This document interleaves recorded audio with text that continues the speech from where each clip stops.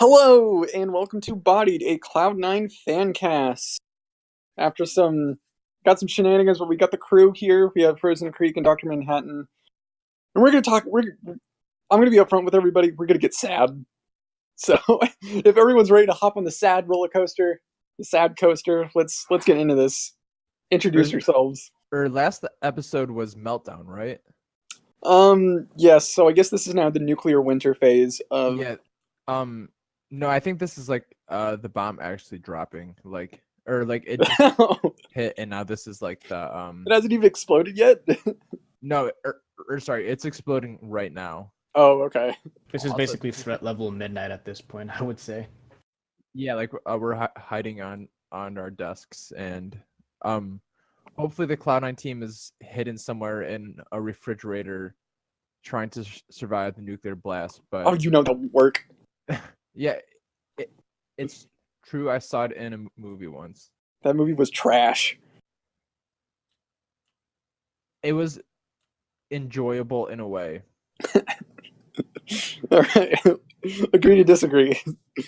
But yeah, we have news for everyone. Most of it unideal, but we're gonna try. So I think first up, I do want to talk about Fortnite because this is one of the points that I think could actually be a replacement pillar for C9's crumbling ones. So I've mentioned this before.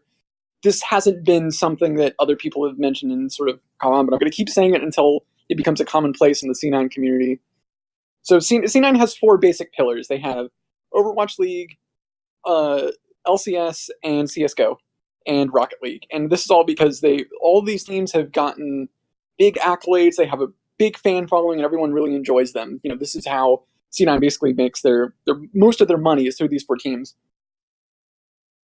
Three out of the four are crumbling, but I think Fortnite, due to the vast army that Jack has hired, can replace that.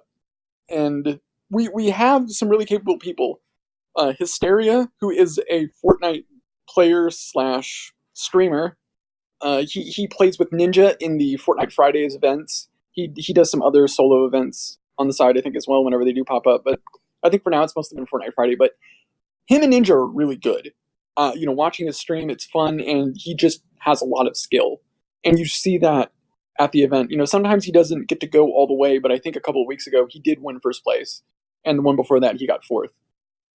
So he is clearly getting results. Before the show, I think a couple of days ago, Shibzy, one of the Fortnite players that was participating in this 1v1 tournament hosted by Players Lounge, he got top 8, which, considering that there's not many Fortnite events out there, that's pretty good. And we have a KR team. I have no idea what the KR team has done and how they do yet, because Battle Royale stuff over there is weird, and it's almost impossible to find, fairly good curated results.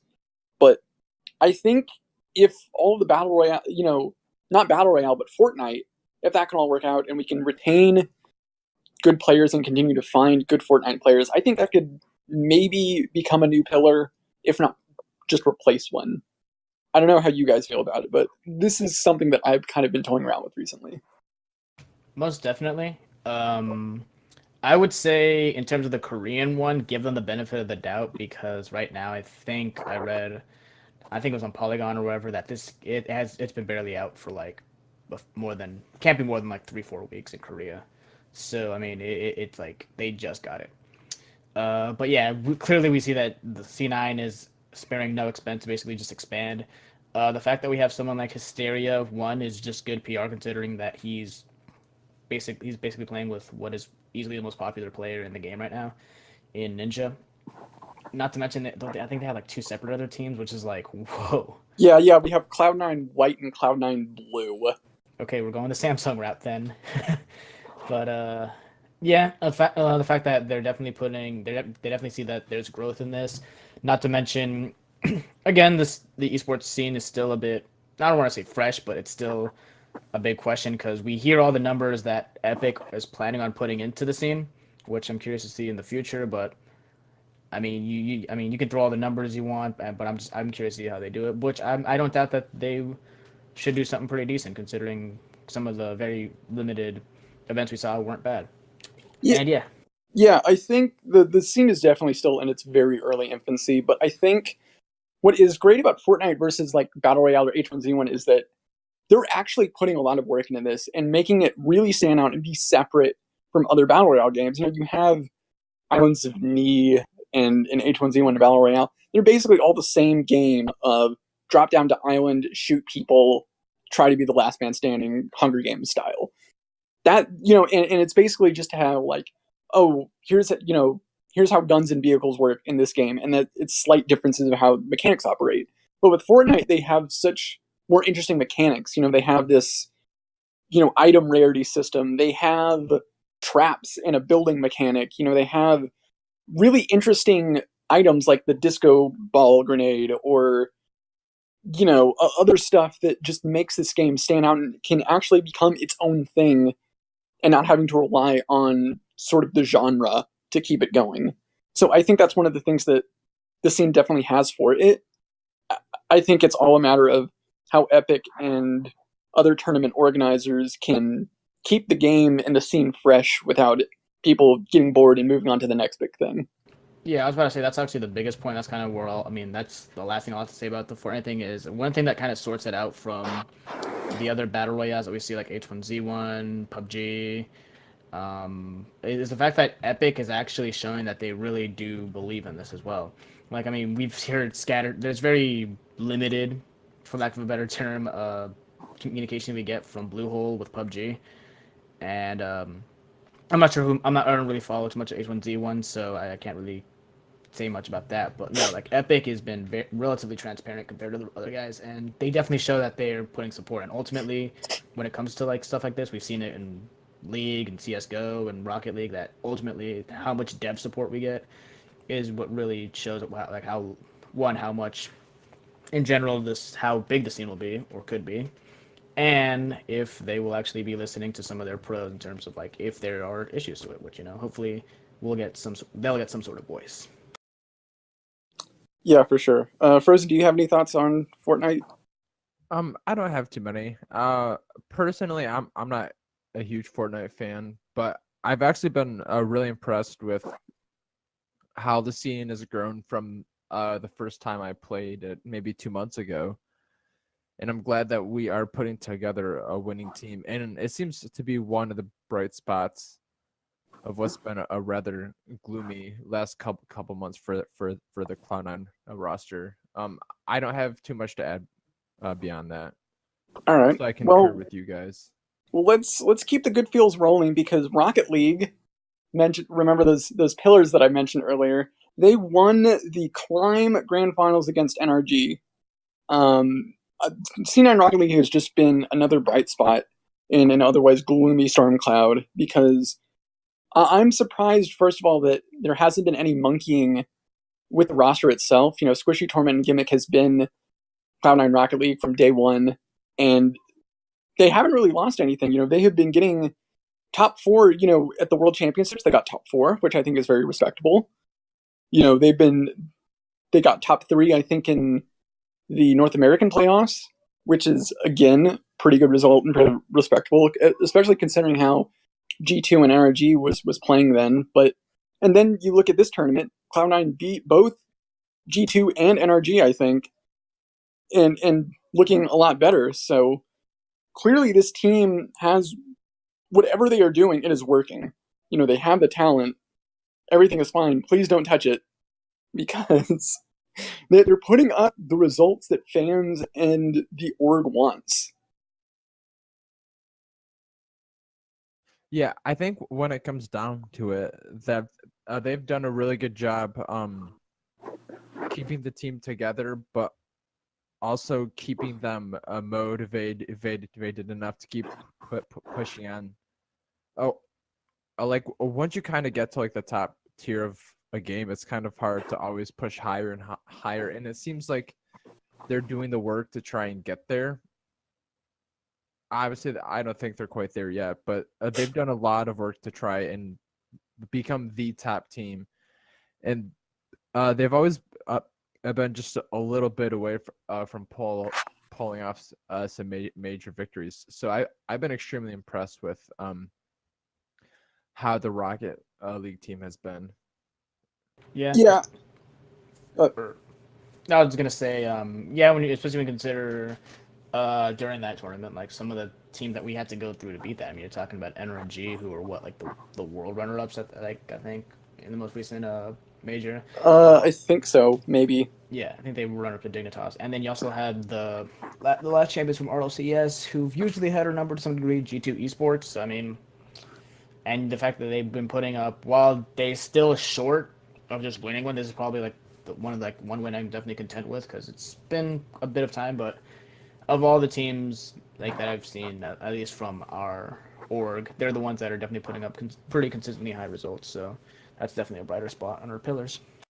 Yeah, and I think one last thing to say before we move on is just I think the driving force behind that is just Squishy, and I think the rest of the players, I think they all seem fairly driven. I think Squishy is definitely a really great leader because, you know, looking at his Twitter, he seems extremely motivated and he does not want to lose and he doesn't take losing lightly. And I think that spills over to Gimmick and Torment. So you have a really good triangle of just everyone trying to push each other.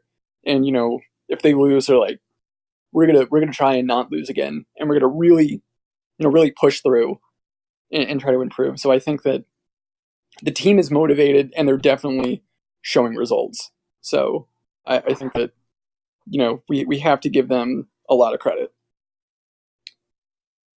But moving on to the sour results, our Rainbow Six actually played today. They're at DreamHack Valencia. Played against what? Today is Thursday. Yes. July 12th. We're Yes. recording at 9 o'clock Eastern Standard Time, just so there's a bearing on what yesterday means. Yeah. So they played against Chaos Gaming at the time that Frozen specified. And they've lost. I'm not sure what to think about the Rainbow Six team. They haven't had a lot of matches under the Cloud9 name.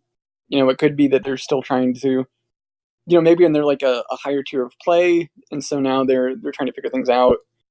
It could just be that they have some issues that they still need to figure out. I think that individually they have some really good players. I'm really impressed by Goddess and Retro, and there's one other person. It starts with an L, but he's Laxer. another.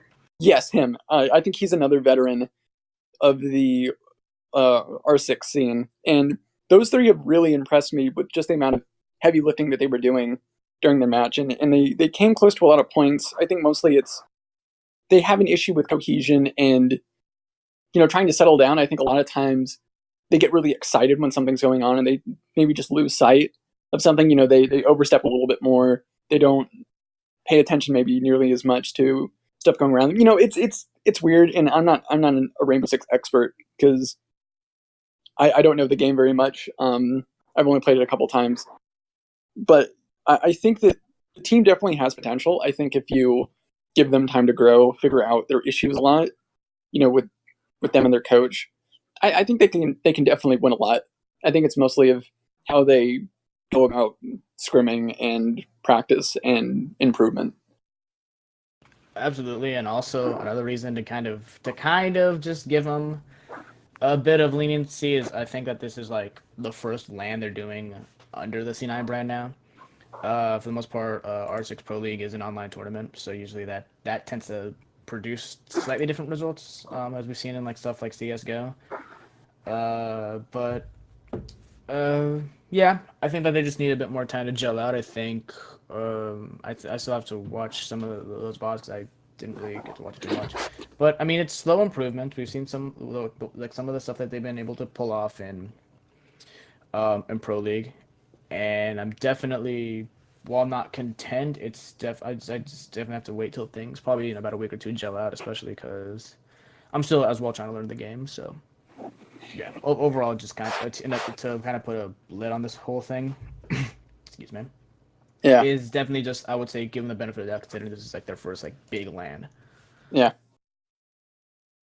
So time to take things to the sad place. Got some news, and it seems that Tarik has officially left. The rumors were true. Went to that rumor mill, got a nice piece of lumber, freshly cut. It was even lacquered. There's real nice sheen on it. It's protected against moisture and such. Tarik has officially left Cloud9. I'm upset, but I'm understandably upset, considering the state that Cloud9 CSGO is currently in, with not being able to pin down a permanent fifth for a while, as well as having questions about whether Skadoodle is going to retire, especially with his most recent string of, play at events. It was just too much for him to handle. I think he tried his best to lead the team, but, he's kind of trying to jump off a sinking ship. So I can kind of understand it. I still don't like that, if you look at Stewie, Automatic, and Tarik, Stewie got an offer to SK/MIBR. Stewie left. Automatic got the same offer.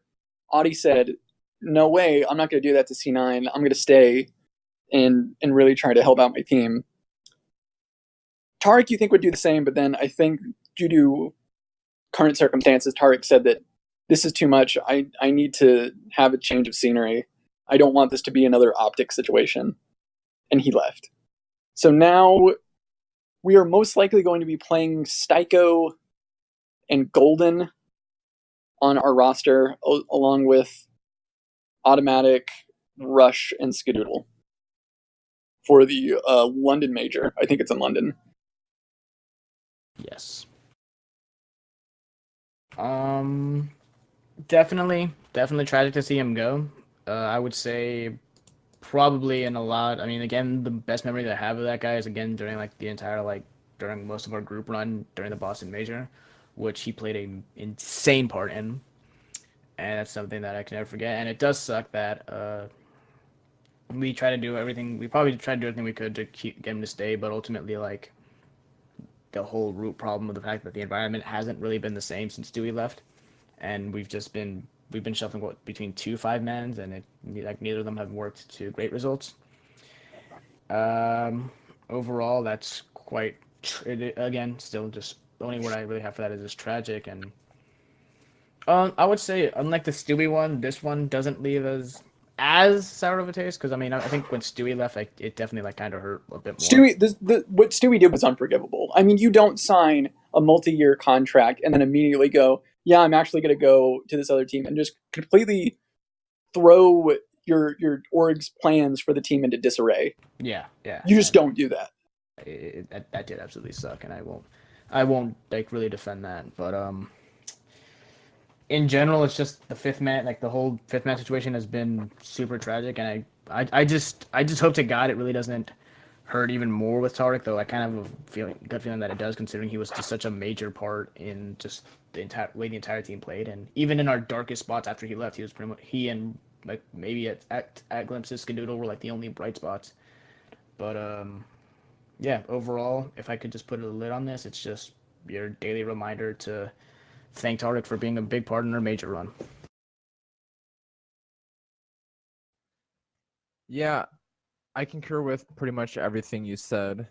The only thing that I really want to add is that this kind of puts Cloud9 almost in a unique position to completely rebuild the team.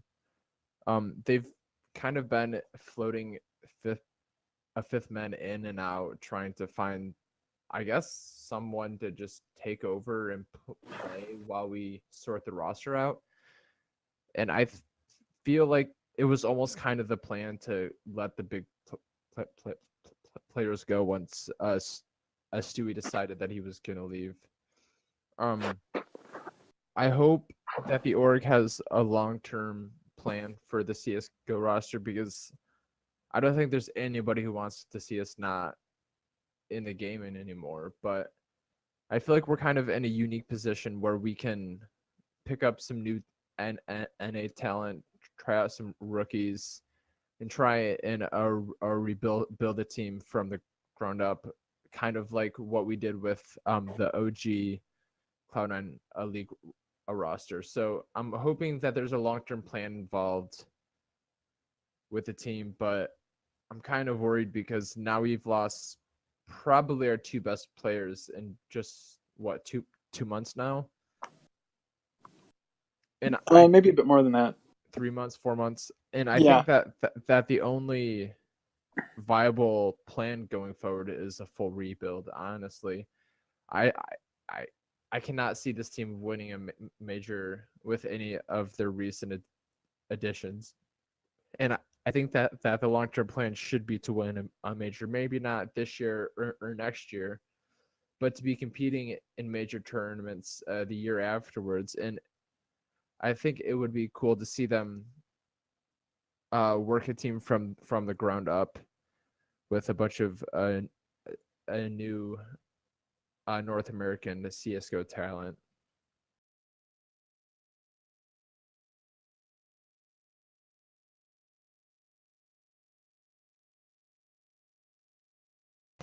Yeah, I'm just thinking about that. I mean, I would say it wouldn't be a bad idea considering. Part of the reason this is just like this isn't so much from like me like as a CS:GO expert, but I just can't face to see guys like Skadoodle, Rush, or Automatic still even being. I mean, maybe they find something in them to like stay motivated to play this game, but like again, you just lost 2 of your biggest players, and it just I mean usually like when you lose players like that, especially as influential as those 2 players, like maybe the motivation on that just kind of tanks to some degree. Who knows? I'm just speculating at that point, but it's just like I wouldn't be against that idea, especially considering we're less than 2 months away from Face It, and yeah, I would be genuinely surprised if we kept our legend status because there's honestly no way that I see us keeping it. Yeah, I can agree with that. I feel like the only solutions either buy out a really good team or build for the long term.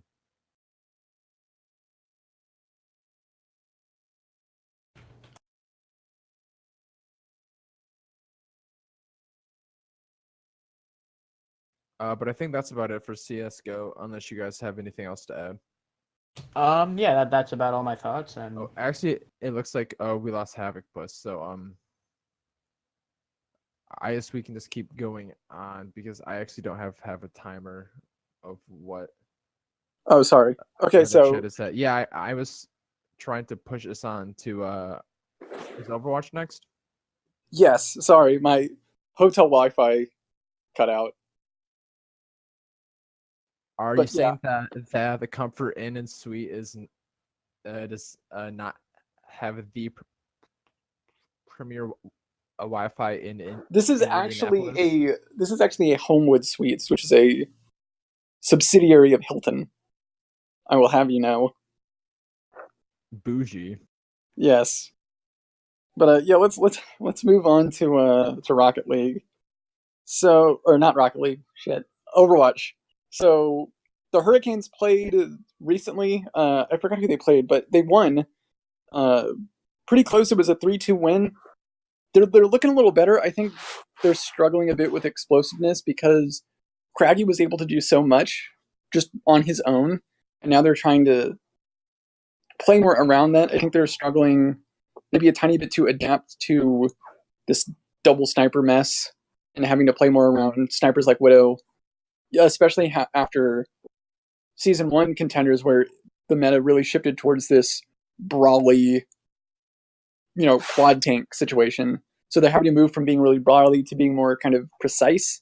And I think they're kind of struggling with that. They're looking better. They lost their first match against Young and Beautiful, but they won their most recent match. So, I think things can get better. And I'm fairly sure of the Hurricanes. Their coach and their staff have, they've been really good at recognizing problems and fixing them.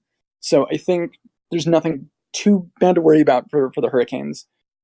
London Spitfire, on the other hand, by God, Oh boy. they played against the Gladiators in their playoff match yesterday on Wednesday, and they actually looked worse than I think when we left off in stage 4. yeah. I Oh, go ahead. yeah, I feel like I actually thought that they did have some positive moments on attack, and that they did look pretty good on the control point, a lot better than they historically have. But their defense was questionable at best. I mean, the defense on what's the one map? The last map. Oh, Kings Row. Kings Row. Yeah, their Kings Row was god awful. That was a little suspect and extremely cheesy. But the way that the Gladiators were able to push from getting the point all the way to winning the map was actually kind of suspect also. So I feel like their attack has looked a little bit better, but their defense looks as suspect as ever. I think one of the biggest issues that I noticed yesterday was just the overall lack of flexibility that these guys seem to really have as a team, and that's obviously nothing new. But it was even more painful to see it, knowing how big of a break they had. For example, Burgering only plays Widow now. Yeah. He doesn't play anything else. Yeah. He doesn't switch to Junkrat when they have an Orisa or they're trying to do, like on Junkertown, they, Gladiators is going to break out the Bastion. Gladiators love using Bastion on Junkertown. Why not just take a Junkrat, take a Pharah, something that can really omit the Orisa shield and really try to challenge Bastion, make him not have to be in turret form, as much. But they're not. They never once really switched away from him off of Widow. He just stuck on Widow even when it wasn't working. And they've had this problem like all season basically, where they really struggle with when to switch and when to stay on something, and it's just really frustrating to see them not have any team cohesion, something that I have been barking up a tree on since I've noticed it, basically, and they can make fun of me on YouTube all they want. At the end of the day, it seems that I was right. And then there are problems with your players, and nothing has gotten fixed. They had 3 weeks to practice and try to improve on some issues, and it just doesn't seem like they've made any improvement.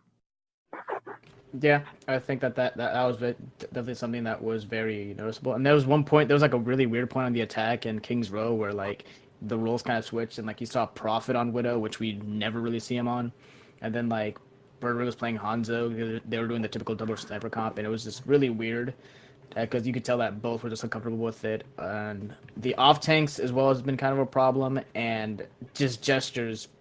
Reinhardt on control was just gestures. Reinhardt has been an issue for a while, and I think on top of that, the team, and I've said this before as well, but it feels like the players just want to go and do their own thing regardless of what the rest of the team wants to do. Gesture will go and dive like you want to do on Winston, but he'll just go too deep and he'll just go by himself. It's like, why are you jumping in on them when the rest of your team isn't around you? Sometimes I can understand if it's just like, okay, just die in the cart to stall for time. But other situations, it's like, why are you even up there? Why are you so far away? Wouldn't it be better to kind of fight more as a team? And, maybe there are certain situations where it's fine to do that. But, for me personally, I think it makes no sense, at least half of the time, for Jester to just be diving super deep on his own with no support from anybody else. Yeah, and I have legit zero objections to that. And if this is the way that they're gonna, and we have a 2-day break now before Saturday. Yeah, they play again on Saturday, and it's a best of 3. So I mean, if this is what they're gonna look like, and on top of that, this is like the biggest salt in the wound. They're doing that while the Gladiators were having internal problems without Fissure. Like that's probably the salt on the wound for that entire thing. Like this is just, it's not looking very bright for London right now. Yeah, going back to that pillar analogy, I say just tear it all down. Keep Prophet and maybe Fury and Bedosin. One of those two or maybe both of them, and then just rebuild around them. Get coaches that know exactly what Prophet and the rest and whatever remaining players you keep and players you bring on need. Get coaches that seem to know more on what they are doing and how to handle Overwatch League and the format, and try to just rebuild from there. I don't think you can really make much at another go with this roster and the coaches that are in place. It's just been a steady decline since stage one. I don't think you're going to do much better if you hold on to these 7 players that you have now and these coaches. I'm personally just don't see an optimistic route out of it. And my final note on that is please get a DPS that's comfortable on projectiles. Yeah. Or have Prophet practice on them. Or I mean, Prophet can play anything. That's why we need him, because he's so flexible. yeah. And he's one of the few consistent players. Yeah, yeah, that's true. Yeah. The only thing that I would add is that I think that this is much of a coaching problem, because on paper I feel like the Spitfire are potentially one of the best teams in the league on paper, but I guess maybe that's not true based on how the performances have gone, and I think that a lot of it has to do with the coaching. But then I kind of like replay moments back in my head of games that we've lost, and a lot of it has to do with our organization actually in the game and how we play around switches and cheat strategies and such. So I think it's similar to League of Legends, where, and maybe also to CSGO, where just everyone is to blame. Coaches are to blame, players are to blame. It's everyone is complicit, I think, at this point, to where the coaches aren't doing a good job of coaching and practicing the players well, and the players aren't doing a good job of improving and recognizing what to do. So, the players aren't playing the game well, and the coaching isn't managing and coaching the team well. So everything just kind of falls apart. So I think everyone's just at fault. I don't think you can really point out one specific person and be like, you're the cause of all the losses. It's everyone. yeah, that's true. There is a lot of work to be done, because this team should be a lot better than they are. Yeah, I mean, I personally have been really hard on London Spitfire, but that's because of the expectations that go along with their pedigree. GC Busan won Apex Season 4, and Conga Mantera were the favorites to win and were a really great team as well. So when you smush those together, you should just have this unstoppable super team. So they should be crushing almost everyone outside of maybe 1 or 2 opponents. And it has gone to where they can only beat low tier teams. They can't really win anything above a certain level. And that level isn't that high, I feel. But Yeah. I think we should move on. I'm going to be going all night. Yeah, that's fine. Move on. So, talking about League of Legends, the Academy team actually played a little bit before we were recording this. They played against TSM Academy, and they won. I think what's interesting, they're again changing up the roster, so it seems that the starting roster for this weekend is Licorice, Svenskeren, Jensen, Sneaky, and Zazel. So Smoothie is back to Academy. I think at this point, C9 is just practicing about a bunch of stuff and trying to prepare for next year. I think, in a very weird way, it does sort of make sense. There's no relegation. So it might make more sense to kind of take stock in what you have and what you need. Is Sneaky going to retire because he's been playing for a while? Maybe look to see about how you can, is Keith a good replacement or not? Blabber is looking really good as a jungler.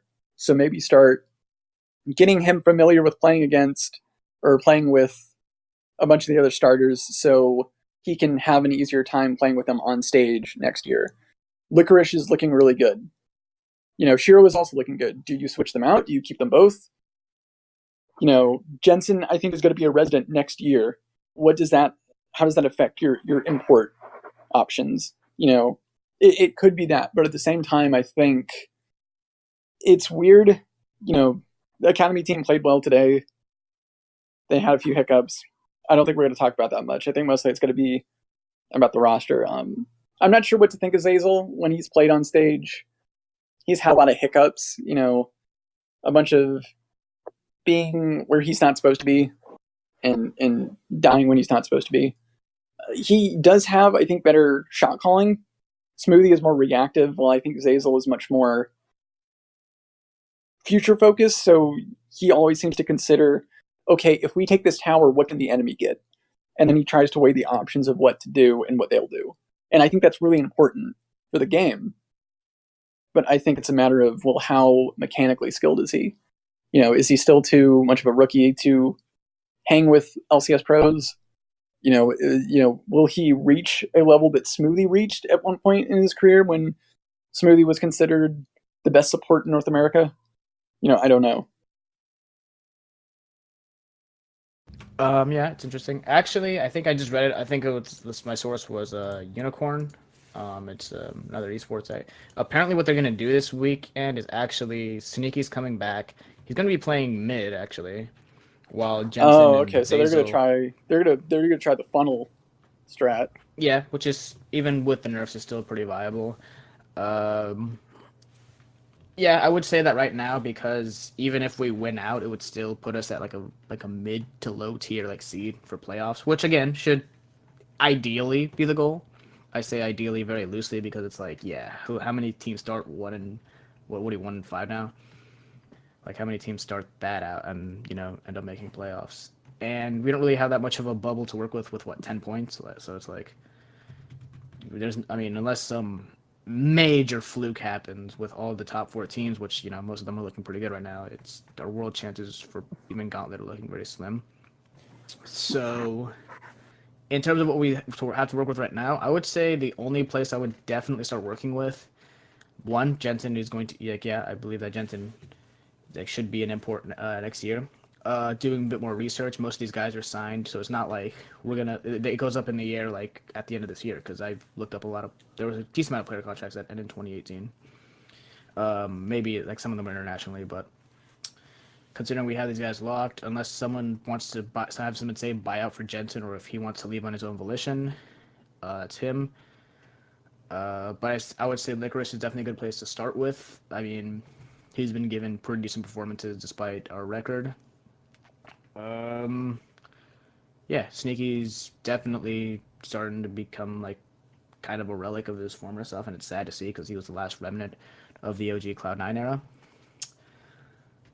Yeah, I would say other than that, I have no idea where we can start from here other than just Licorice and maybe Jensen and trying to do whatever the hell we can to make sure that this guy stays on the roster next year and help him get residency. Because if he does, this guy we have so many more options when it comes to imports and when it comes to just overall flexibility of how we navigate our team. And once you become anybody knows. I mean, you can ask Keen and Bjergsen this. Once you no longer take up an import slot, despite being an import, you're basically worth your weight in gold at that point.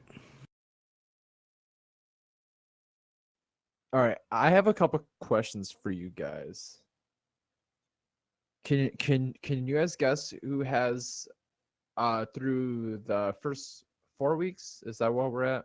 I think so. Yeah. Who has the most DPM in all of LCS?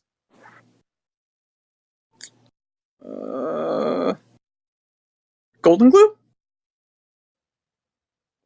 Dr. Manhattan. What do you think? Yeah, I would probably say the same as well.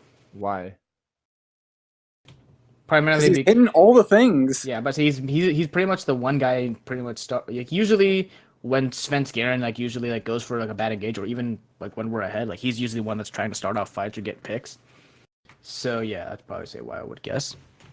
You guys would guess Golden Glue in all of LCS on the last place team? I don't know. Frozen. I felt like it was a trick question. It is a trick question. It's Golden. Why are you giving me the trick question? Yeah, it's Golden Glue. Golden Glue has over 130 DPM over the guy in second place, which is Hooney. I mean, I think that's fairly valuable just in and of itself. I mean, Golden Glue has improved a lot since he was last on the LCS stage with Team Liquid. So I think even if Golden, even like, so say Jensen leaves, it sort of works out for Golden Glue both ways. So say C9 still can't hold on to star players, Jensen leaves. We still have Golden Glue who can work on his late game team fighting and basically become a mini Jensen himself. Or, Jensen stays, teams are going, well, we need a mid laner, and we don't want to take him an import slot. Hey, this Golden Glue kid's actually really good. Let's pick him up. And they just sell him off and get a fat buyout. So it works out for Golden Glue both ways, I think. Oh yeah, for sure. I think he's been performing pretty good. Actually, Golden Glue has not gotten the most gold percentage for Cloud9 either. That's actually been Licorice. He's gotten 26.8% of Cloud9's golds in the first 4 weeks. And he's actually second among top laners. Can you guess where he is in DPM? I don't know. Just tell me. I'm not good at this. Has to be top 3. Top 3. I would guess that's like the range I would go in. He's 11th in DPM among top laners. Yeah, actually thinking about it, like considering he's playing, he's mostly been split pushing. That's the thing. Say, that's what I was gonna say actually. Spencer is 5th in DPM among junglers. I'm gonna compare the DPM between the two actually. So, yeah, I mean, Licorice has more DPM than Svenskeren due to the nature of the meta, but I can see why the coaches and management are having trouble trying to balance the team out because of how Golden Glue is actually performing on the stage. Obviously, Sneaky and Jensen are historically the better damage dealers, and they're better at staying alive and such. But I feel like that there is a serious problem in the team right now, and I freak out a lot because Havoc, you're talking about rebuilding for next year, but like we're not even out of the playoff picture yet. Last split we had eight losses, and it would be pretty impressive if we only managed to drop 3 more games from here on out. But Clutch Gaming was able to get to 9 losses and still get into playoffs. The 7th place team was under 500. That was CLG. So I think that the parity in the league is actually pretty high once you kind of get to the middle of the league. And I think that if they can find a roster that's going to click, there is actually a serious chance that we can make playoffs, but it would take a serious run for us to get there. Yeah, I think I saw on the Cloud9 subreddit yesterday or the day before that C9 would need to win, I think, 75% of their matches. Now I think to get into playoffs, I think. Let's see. We've played 8 so far. 6. We're about to play 8 this weekend. 6. Okay, so we played 6. There's 18 matches. We can only lose 3 of our next 12. So yeah, that's right. That's basing it off a last split, which I'm not sure if that's totally fair, but it seems a lot of the top teams are still beating each other up. So I think that there is a chance we could squeak in with maybe 8 losses, but I would not count on that. I think that we're gonna have to aim for a winning. Let's see, that would be 9 of 12. That we should be aiming to win at least 10 of our next 12 games. I would say that if there was any time that they should probably start like getting serious, obviously it's now. Not only just because of the 1-5 and the fact that they're dead last, But I'm looking at the next 4 games that they have to play right now. So let's look at this weekend just to kind of Yes, narrow it down. I was going to transition. Thank you. Yeah, yeah, no problem. Speaking of, who do they play this weekend? Because I didn't write it down. Okay, it's fine. I got it right here in front of me. We have FlyQuest, who are an interesting team, to say the very least. It's like the way I describe them in terms of FlyQuest. It's like they're not a team that's going to completely like destroy everybody and just bash heads. But if you look at the past couple of games they've been playing, they haven't been terrible. They're actually at a 3-3 right now. Some of the talent on that team actually isn't anything to scoff at, considering they do have Flame and Turtle and Keen, players I think are actually not half bad. And I mean I think they've won their past. I think they've won their past 3 games. Oh no, actually, that's correction. They lost 100 Thieves. So yeah, not a team to scoff at. However, again, I think that if Cloud9 can definitely do their homework a bit, it just definitely shouldn't be that hard.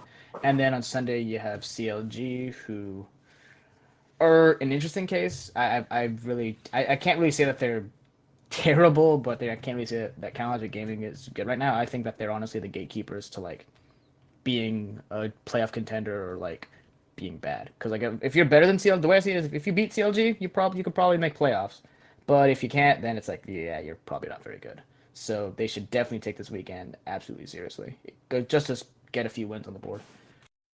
Yeah, I'm personally I'm mainly just worried about like, well, how has C9 been playing their games versus other teams, and C9 has not been doing that well. You know, our drafts have been draft to try to win in the early game and beat the team on this timer that as long as you win by this certain point, you're fine. But if it gets beyond a certain point, you just lose because your comp doesn't have as much damage anymore. And you know, we've also been just drafting so little damage and just throwing away leads that we have. You know, we gain leads, and you know we should be winning these games with these leads. You know, we should have beat TSM, we should have beat 100 Thieves and Echo Fox and these other teams that we played. But what has happened instead is that they get a lead, and then they're at this point to where they're at their peak or whatever, and they go, "Hey guys, let's slow it down. We don't want to throw or anything," and then they end up just throwing anyway because they just let the enemy farm up for 10 minutes, and then they're like, "Oh geez, they're so much stronger now." And they're having a real problem with late game shot calling and figuring out when to really put the pedal to the metal and use your advantage and be aggressive and when not to. And they're really struggling in a lot of aspects of the mid and late game. Yeah, and to show some proof for that, according to Oracle Elixir's team stats, Cloud9 is actually second in their early game rating. They have a 63.7 early game, which is second to CLG, and they are behind by about 5 points, and they are ahead of Team Liquid by about 6 points. So they're performing up to 15 minutes really well. They're expected to win about 63% of the games based on the state of the game at 15 minutes. But what is falling apart is obviously it's after 15 minutes. If you've watched any of their games, minus who was it? I'm blanking. Who would we beat? Clutch Gaming. Yes, I think so. We Optic. We beat Optic. Yes. Optic. That's what it was. Optic. We've been abysmal after 15 minutes, and it's something that we have seen last split towards the end. And I guess a perspective, our mid to late game rating is negative 47.1. The average is probably just above 0. Team Liquid and Clutch Gaming, who are fifth and sixth, are just split around 0. Echo Fox actually has the best mid to late game rating. So I think that's oh, sorry. We actually have the worst mid to late game rating by almost 30 points. or by over 30 points. Oh, CLG God. has the second worst mid to late game rating at negative 16.8.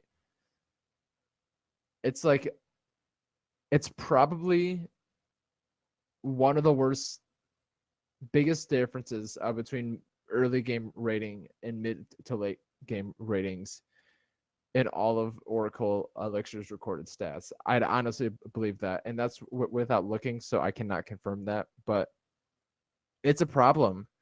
And I'm not sure if that's because of some of the inexperience. I mean, Keith's not inexperienced. Golden Glue's played a decent amount.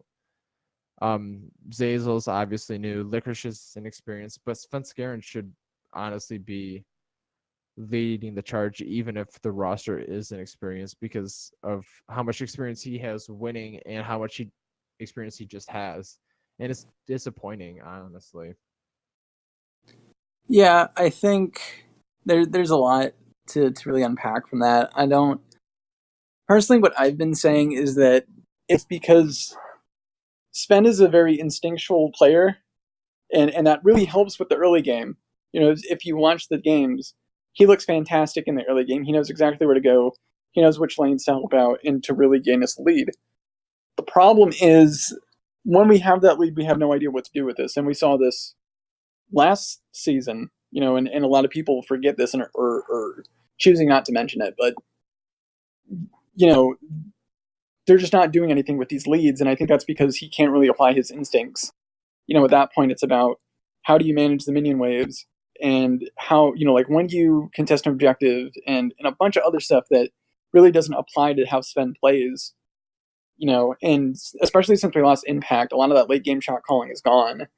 So the team is really struggling to try to figure out, okay, well, what do we do now? You know, and coupled with Licorice's inexperience, as well as this revolving door of players that C9 has set up for their League of Legends team, it's really difficult to try to figure out how to, you know, nail down any sort of late game, you know, contingency or anything. So I think they've just really been struggling and they don't know what to do. You know, whether they can fix that or not within the 2-week break that they've had due to Rift Rivals, I don't know.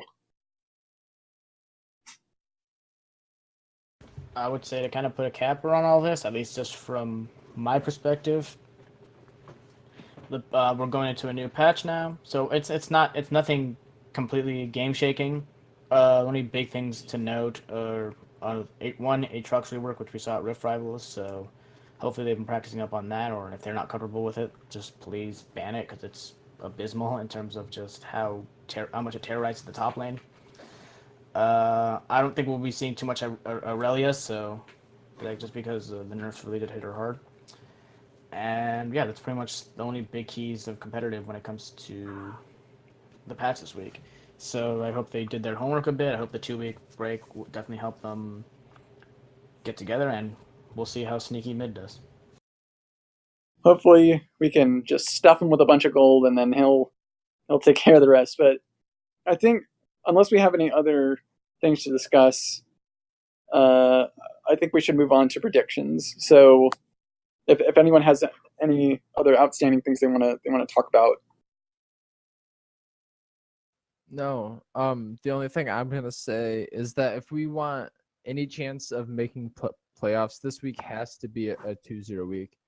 If we don't go 2-0 this week, then I would undoubtedly count us out of playoffs. So because of that, I'm gonna say that we're gonna go 2-0 this week. I rarely ever say that we don't go 2-0. So yeah, I think that right now is like, it has to be the tipping point for Cloud9. Like this has to be at the very least a confidence booster for us in terms of being able to, one, hold leads, and two, just being able to have this team work together. I will cautiously say that C9 can pull this out. Sneaky may have been the thing that was holding the team back. I think with most of the roster pretty much there again, you know, you have Sneaky and Jensen back. You know, maybe they can help guide Licorice and Sven more in the late game. Zazel is good at thinking ahead, so maybe you can work something with there. Sneaky's been playing with the academy team a lot, so I think, I think with what Reaper wants to do, Reaper likes how Zazel operates. So maybe he personally put Sneaky there so he can develop a bit more synergy with Zazel to begin with. I don't know. But I think that might be something. So Sneaky has practiced the funnel. He has practiced with Zazel on the funnel. I am sure that in the 2 weeks that they have been scrimming, they have probably practiced the funnel. So I think Cloud9 is going to try to go for this funnel strat. I think they're going to try and execute it. Hopefully they can do well. Sneaky has been a really solid rock when the team needs him. If you recall back to 2017 Worlds, that the play that he had on Xayah where he just went Super Saiyan against CLG to secure Worlds for C9, that's the kind of Sneaky that we need, and I think that's the kind of Sneaky that he is most of the time. So I think if the stars align and the team can just stop throwing, please, for the love of God, stop throwing, they can win.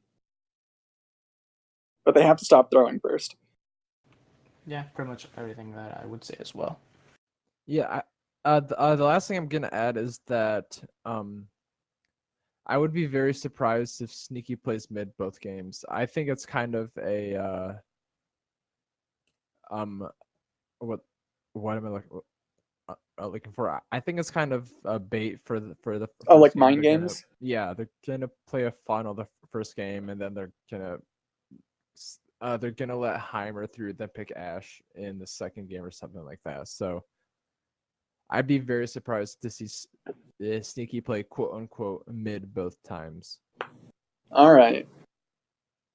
And if he does it both times this week, it ain't happening both times. Both times next week. Well, we'll have to tune in and see. So, thank everyone for attending this recording of Bodied, the Cloud9 Fancast. We're all a bunch of sad boys that just want to see our team win again. Hopefully it will get better eventually. But thank you for listening. Hit us up on Twitter at C9Bodied, and we'll see you guys next time.